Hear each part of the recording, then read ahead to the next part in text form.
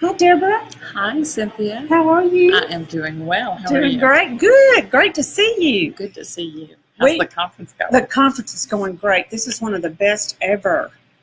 And I love this new facility we're in. It's phenomenal. I haven't been back here. The Robinson Center. It's great.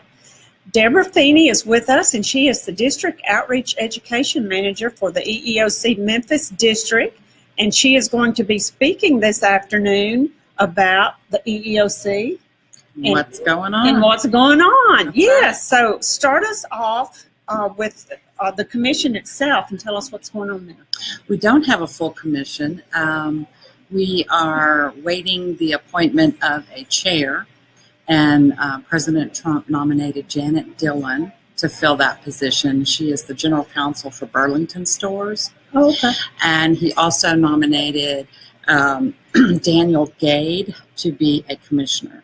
And the way the commission is set up, you have 5 commissioners, one being chair, one being vice chair. And whatever the ruling party is, right now Republican, they get 3 spots on the commission. Democrats will get 2. So it's kind of run like the NLRB. Yes. Yes. Okay. Very much so. Okay. So we're waiting to see if they're going to be confirmed. That process has been taking a little longer than anticipated. We do not have a general counsel nominee. Still waiting to see if there's going to be a nominee forthcoming for that. So that position is vacant right now. Okay. Now, Victoria Lipnick was the chair? She's acting chair. Okay. She was a commissioner, and then when President Trump was elected, he appointed her acting chair because she was the remaining Republican commissioner on the commission. Okay, good to know. So the question I'm going to ask you, which is on everyone's mind, is about the EEO1 pay data reporting requirement that we recently got a stay on? We did, yes. On August the 29th, the Office of Management and Budget informed EEOC that they were initiating a review of EEOC's proposed pay data collection on the EEO1, and they issued an immediate stay of that. So I'm sure much Do you know how happy that a lot of HR professionals, and unfortunately they've already done most of the work preparing for it. You think? Oh, I do. Oh, yeah. Well, I know that everywhere I go, when we were talking to people, they were really dreading it.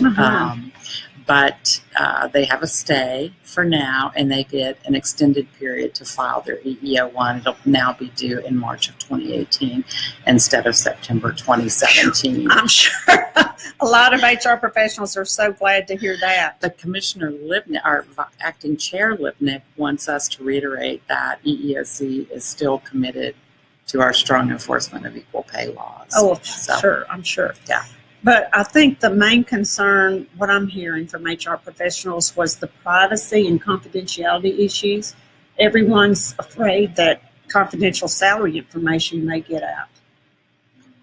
EEOC would say that it's not confidential to us. And I guess they're afraid that if someone does a FOIA request or if it's published somewhere, then the salary information of employees would be published.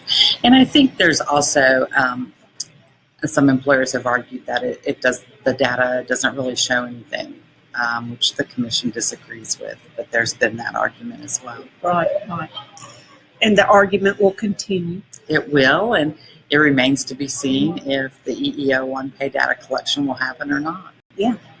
But for this year, we're off the hook. You're off the hook. Great. Well, that's good information at least.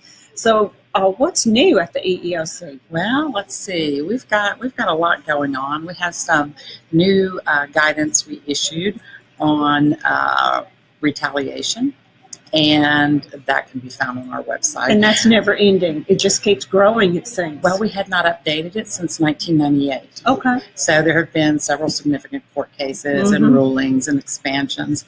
So we updated all of that and included it. And we have proposed guidance on harassment right now that is waiting to be voted on by the commission. So that should be forthcoming soon. That'll be welcome.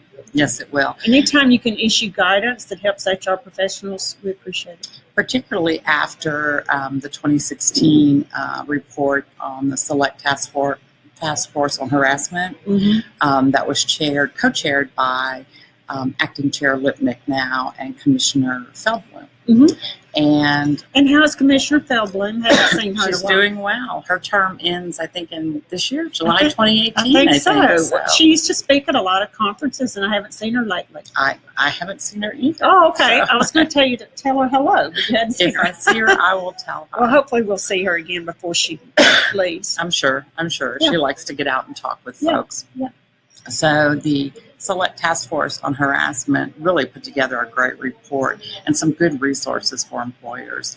There's checklists. There's 4 separate checklists that they can use. Yeah. And there's also a risk factor chart for situations in your employment place that could give rise to harassment complaints. So I encourage everybody to go. It's already out there on our website. Go look at the Select Task Force report, utilize those checklists and that risk factor chart. Awesome. And be okay. Well, you already have a very popular website. We do. So this will enhance it even more. And one thing I think people may not be aware of is we have a separate, we have the website, but we have a separate area for small businesses. Oh, good. And I wasn't aware. We have included sample policies and all sorts of videos for them. Good. Helpful. Very helpful. What else is new in the training field? We have developed, based upon the Select Task Force report, they found that the traditional ways we've been training on harassment, which focuses on legal theory and the legal requirement of the law, has not done anything to stop harassment in the workplace.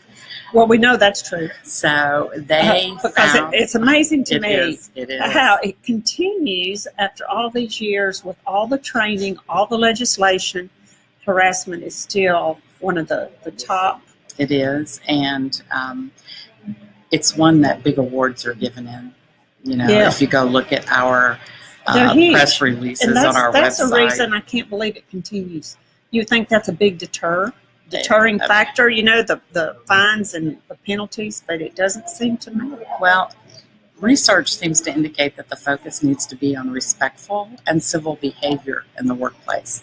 And EEOC, the Training Institute, has developed training modules that we will debut October 1 on that. And it's really great. We were given the Train the Trainer a couple of weeks ago in headquarters.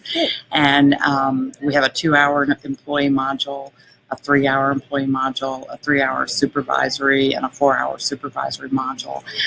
It defines respectful behavior in the workplace. It talks about derailers, things that can sidetrack respectful behavior.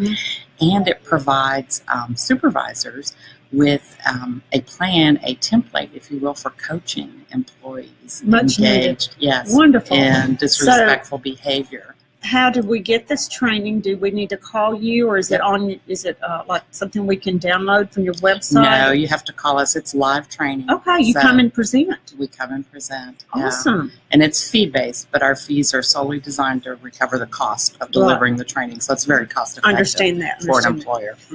So you're going to be speaking this afternoon. I am. At what time? 3:45. 3:45 here at the Robinson Center. So those of you who are not able to attend Debra's training, if you've never been to her training sessions, they are so informative. You do a great job, Debra. Thank you. Thank you, you, it's Cynthia. so good catching up with you. Always a pleasure to see you. Now, how can they contact you if they're not able to be here this afternoon and they have questions about the training or some of these other changes at the pay data report? which is much easier this year. Yes. They can call me at 501-324-6372, or they can email me at debra.finney@eeoc.gov. Very simple. Well, thanks so much for stopping by. You're welcome. And for all this great information, the update on the EEOC. We look forward to your presentation this afternoon. Great, thanks.